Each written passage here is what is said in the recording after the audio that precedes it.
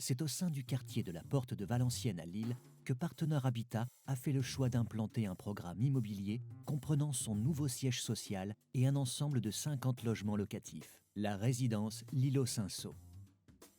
Celle-ci fait l'objet d'une expérimentation innovante qui vise à produire un exemple de gestion intelligente des énergies. Mené par Partenaire Habitat et des représentants du monde de la recherche et de l'entreprise, le projet est soutenu financièrement par l'ADEME, la région Hauts-de-France et l'Union européenne.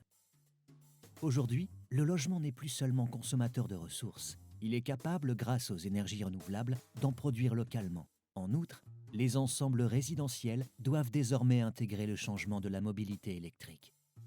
C'est pourquoi notre expérimentation combine autoconsommation collective à l'échelle du bâtiment et autopartage d'un véhicule électrique relié à une borne bidirectionnelle. L'autoconsommation, c'est tout simplement la production et la consommation immédiate d'une ressource locale sur place. Ici appliquée à un bâtiment résidentiel, elle est dite collective car elle est partagée entre plusieurs locataires.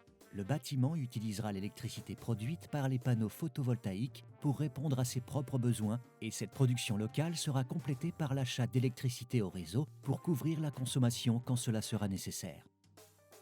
Mais comment pourrons-nous demain recharger simultanément 10, 20 ou 100 véhicules ? Eh bien, cela se fera par l'utilisation d'un dispositif qui permettra d'optimiser la recharge à des périodes où l'électricité est à moindre coût, c'est-à-dire en dehors des périodes de pointe, comme par exemple la nuit.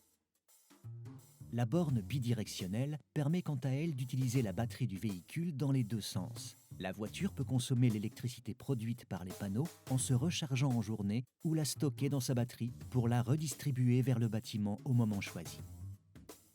Ainsi, couplé aux panneaux photovoltaïques et à la borne bidirectionnelle, le service d'autopartage de véhicules électriques trouve toute sa dimension dans une démarche environnementale vertueuse.